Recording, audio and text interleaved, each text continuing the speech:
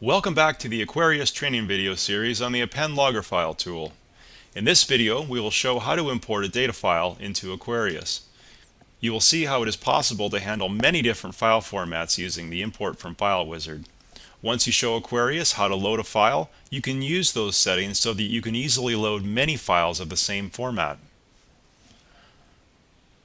For this example, I'm going to show you the file that we're going to work with. The file looks like this. As you can see, it's a comma delimited file with a date and time column to start off, and then a value and a few more columns after that. There are a few column header title rows here, and the top of the file has sort of a comment section, which every line starts with this number sign. So I'll just move this out of the way. To load this file into Aquarius, first we have to choose a location. I'll choose the LSEC River, and then I'll start the Append logger file tool by clicking the tool icon. In this logger file box, I'll choose the particular file that I want to load. And because this is the first time I've loaded a file with this format, I'm going to click the Config Settings button to define how that file is set up. The Import from File wizard appears. There are 4 steps to this wizard that we're going to go through. On the first step, we choose the type of file that we're loading. In this case, as we've seen, it's just a simple text file, comma separated values. Note that if the Aquarius can load files from certain logger manufacturers in this list, and more of these can be built as needed. For our example here, we're going to stick with loading a simple text file. So I'll choose that and go next. Now, as you saw, our file has a sort of a header section, and we want Aquarius to skip all of those lines. So we'll put in here this skip line character. I'll type the number sign in there, and now Aquarius has skipped those first 3 lines. You see also that there were a couple of column title lines in this file.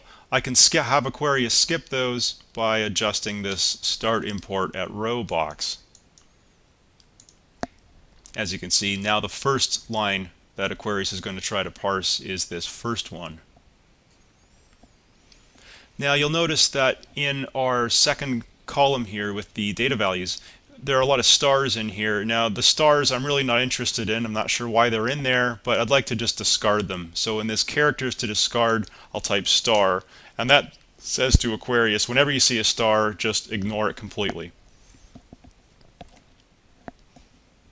You'll also notice that some of the values are a -99999.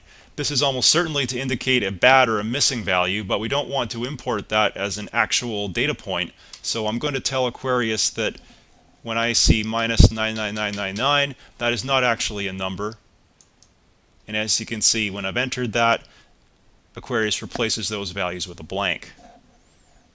Note also that you can specify the delimiter. If it's a tab delimited file, for instance, you could choose to have tab as a delimiter, or any character for that matter.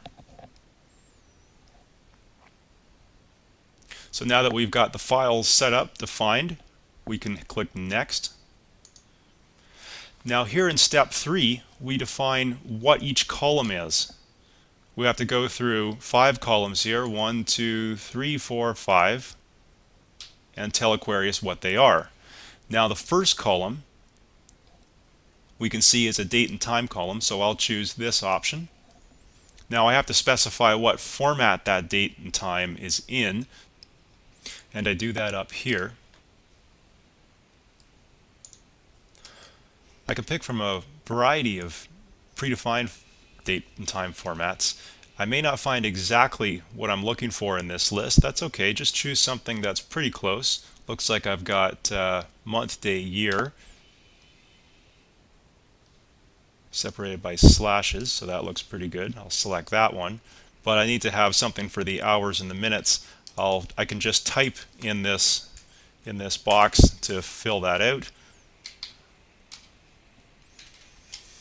Now notice that I use a capital M to denote the minute, and a small m's to denote the month. That's very important. If you put in this date and time mask like this, it most certainly would not work.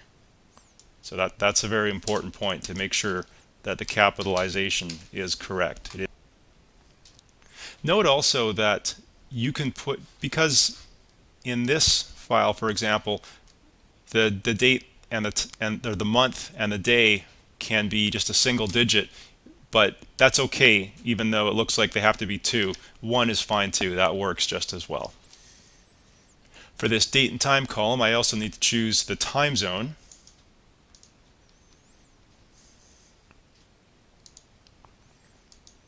Note that this time zone is used to indicate the time zone of the data in this file.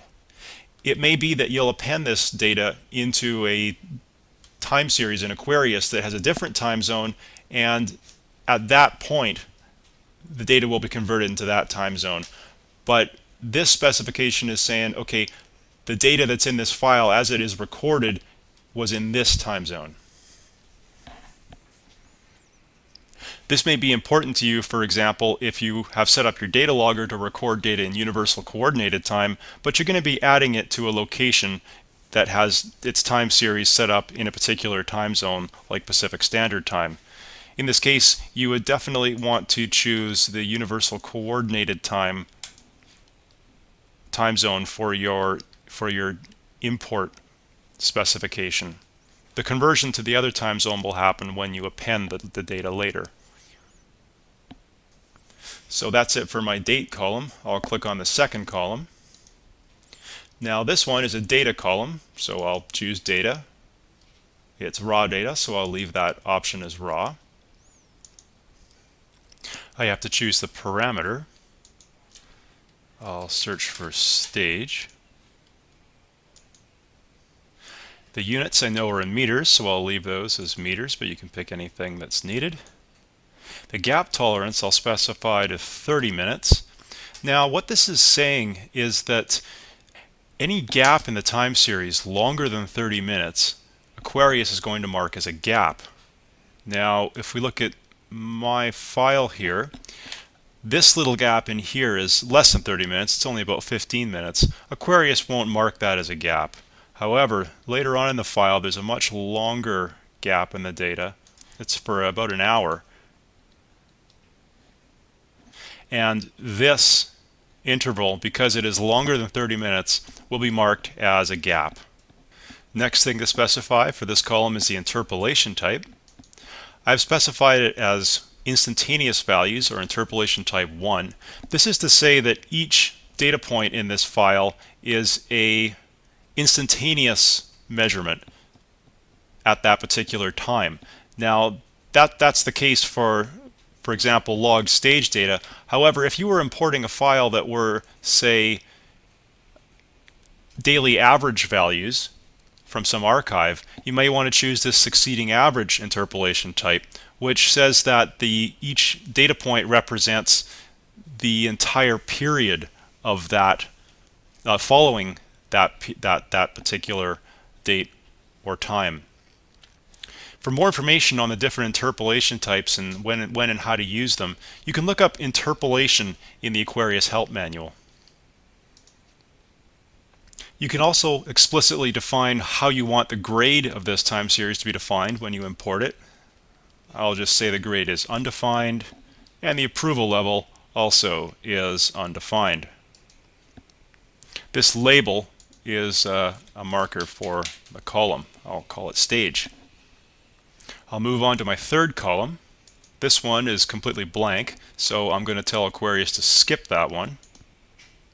This column here appears to be some sort of quality code, so I could specify that it is data and that it is the grades, and that this would apply to the stage column in particular.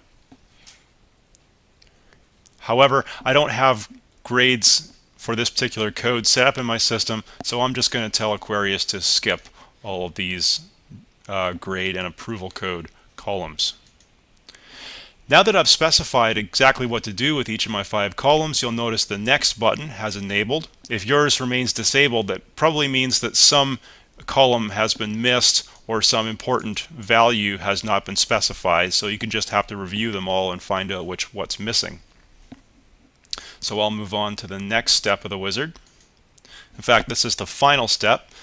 In this final step, I can choose whether I want to have Aquarius go through that gap logic that I spoke of briefly. I can turn it off by specifying no gap processing, or I can tell Aquarius to try and figure out what the proper gap tolerance is by looking at the step between your time points. But I think I will just have apply gap processing tolerance to say to use the gap tolerance that we defined in our wizard. This is an important option down here, the save configuration. What this is saying is all the decisions we made in this wizard about what the columns are and what the units are and the labels and how the file is set up, all of those choices should be saved into this file, which by default is written into the same folder as the data file you're importing. Now these are important files to save because you can use them to easily import files that have the same setup as the one you're doing now.